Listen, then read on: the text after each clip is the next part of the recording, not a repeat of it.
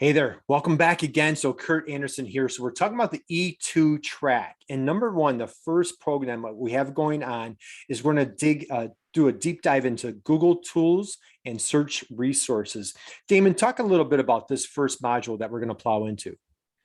Well, Kurt, this is one where Jeff's really going to show us the Google tools and resources available to understand your website traffic. And Jeff, tell us a little bit more about the details that we're going to talk about in this one. Yeah, Google Tools is massive because the Google Suite's giant. And, as we know, Google makes the rules. So we have to follow those rules. So with that being said, we're going to go into every tool Google has to offer in the Google Suite, the things that make sense to use, the things that don't make sense to use, the advice to take from Google and the advice maybe not to take from Google. So we're really going to help you navigate all of Google's capabilities to help benefit your website and your business.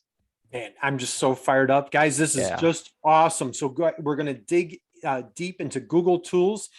Next week, after you're finished with this session and you are a Google guru, Google expert, if you will, we're going to take a deep dive into keyword mastery. Click on the video below and we're going to explain that program to you.